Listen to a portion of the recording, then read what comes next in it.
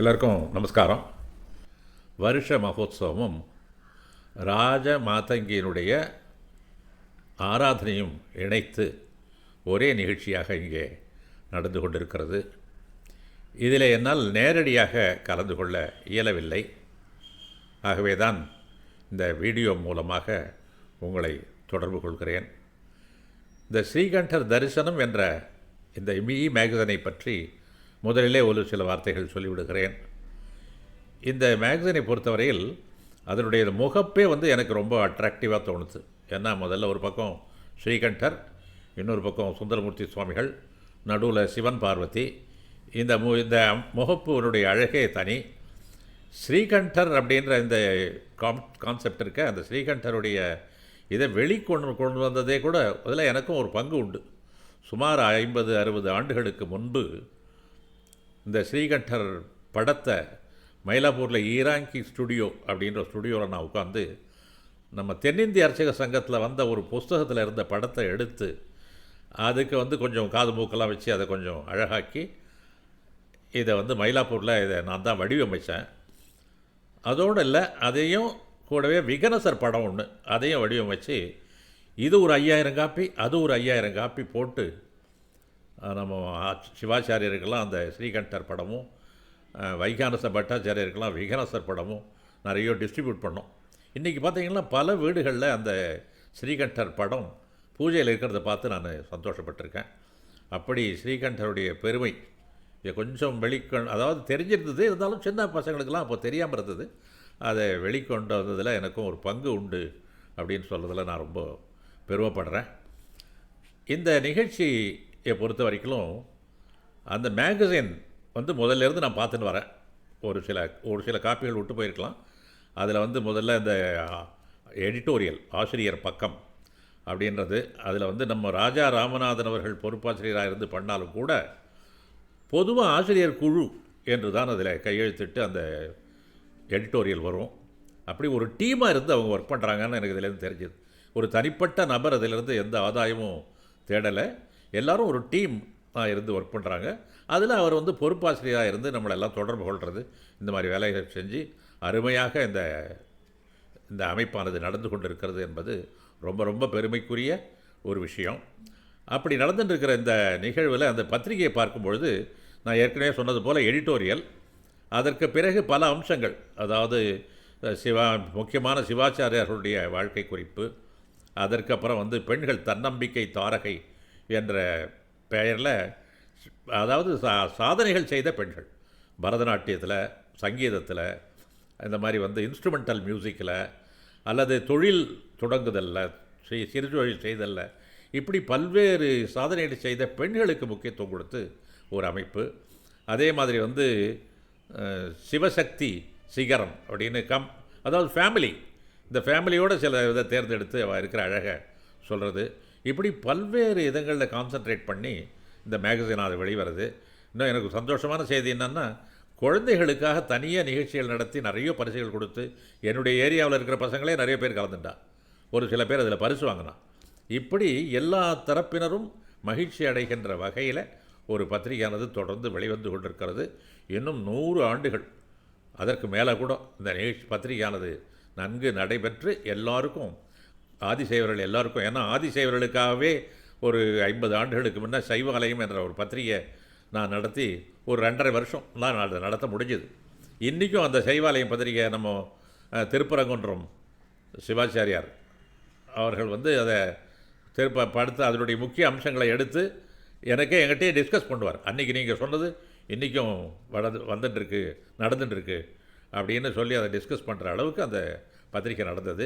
அதுபோல் இந்த பத்திரிகையானது தொடர்ந்து தொண்டு செய்யணும் சிவாச்சாரியர்களுக்கு. அதில் என்னென்னா, இன்றைய நிகழ்ச்சியை பொறுத்து, அப்படியே இன்றைய நிகழ்ச்சிக்கு வரேன். இன்றைய நிகழ்ச்சியை பொறுத்த வரைக்கும் அதாவது கணபதி ஹோமத்தோடு லலிதா சஹஸ்ரநாம ஜப ஹோமங்கள், அதற்கப்புறம் ராஜமாதங்கி ஜப ஹோமங்கள், அதுக்கப்புறம் சங்கீர்த்தனம், இப்படி பல நிகழ்ச்சிகளை தொகுத்து ஒன்றாக இங்கே நடத்துகிறார்கள்.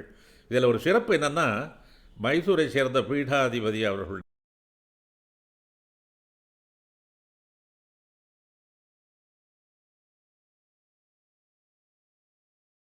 அதுவே தனிப்பெருமை. எங்கள் அண்ணாவோட ஒரு தடவை நான் ஒரு ஒரு சுவாமிஜியை பார்க்க போயிருக்கச்ச, காஷாயத்தை கட்டின்றிருக்கவாளை பார்த்தாலே நமஸ்காரம் பண்ணணும்டா அப்படின்னு சொன்னது எனக்கு இப்போ ஞாபகம் வருது. அந்த மாதிரி அவருடைய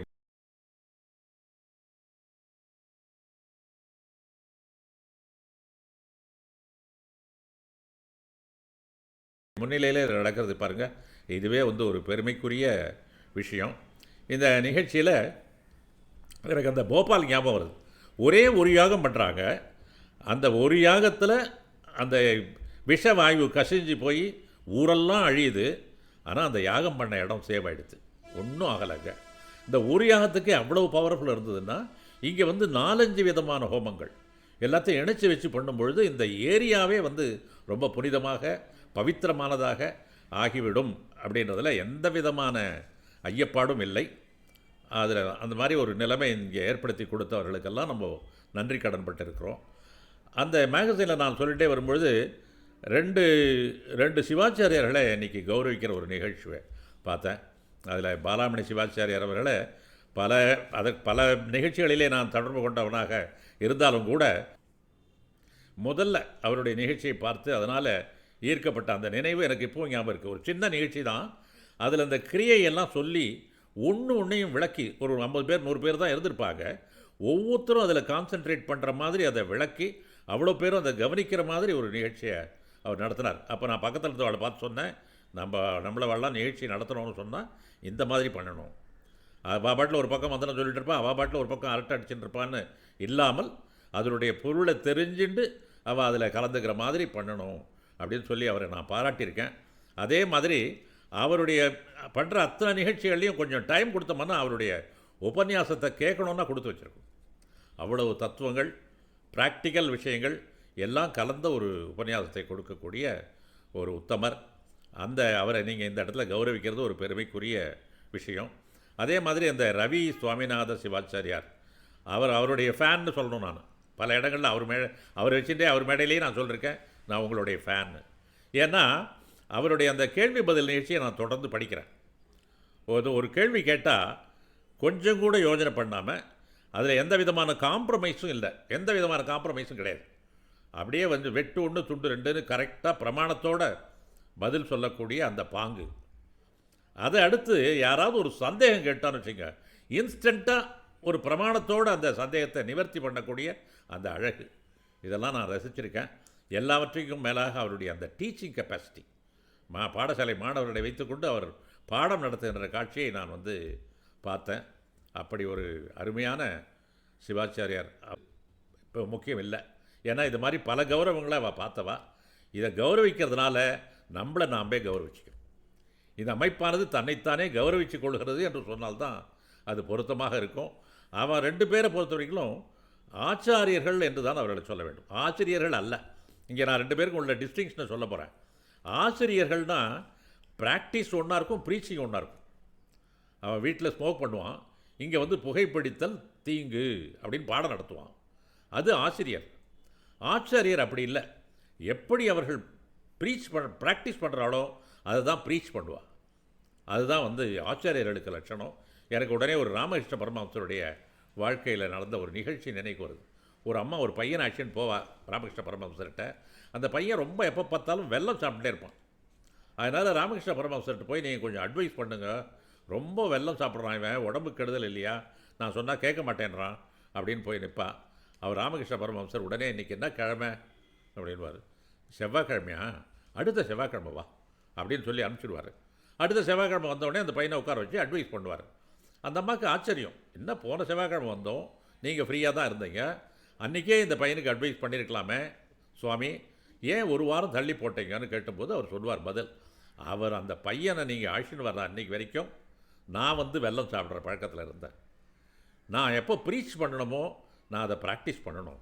அதனால் அன்றைக்கி அதை நிறுத்திட்டு, அன்னிலேருந்து அந்த ப்ராக்டிஸையே நிறுத்திட்டு இன்றைக்கி நான் ப்ரீச் பண்ணுறேன் அவனுக்கு என்று சொன்னாராம். அதை போல் தன்னுடைய சுய வாழ்க்கையில் எதை அவர்கள் ப்ராக்டிஸ் செய்கிறார்களோ அதையே ப்ரீச் பண்ணுகின்ற 2 மகனியர்களை இன்றைக்கி கௌரவிக்கிறீங்க. இதெல்லாம் உண்மையிலேயே ரொம்ப ரொம்ப ரொம்ப பெருமைக்குரிய விஷயம். அதெல்லாம் அவர்கள் வந்து பாராட்டப்பட வேண்டியவர்கள் என்று சொன்னால் அது மிகையாகாது. இன்னும் ஒரே ஒரு விஷயத்தை சொல்லி நான் முடிச்சுக்கலான்னு இருக்கேன். இந்த பணி இருக்க இது காலங்காலமாக தொடரணும். தமிழ்நாடு அர்ச்சகர்கள் சமூக நலச் சங்கத்தினுடைய மாநில தலைவன் என்ற முறையில் நான் இங்கே பேசிகிட்டு இருக்கேன். இந்த அமைப்பு ஆரம்பித்து 40 ஆண்டுகள் முடிஞ்சு போச்சு. இதை மெயினாக இந்த தேரை இழுத்துன்னு போகிறவா நான் ஒரு கருவி தான்.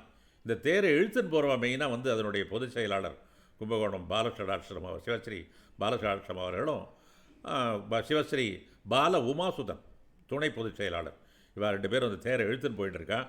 நான் அந்த ஒரே ஒரு உறுதிமொழி மாத்திரம் என்னால் இங்கே கொடுக்க முடியும்.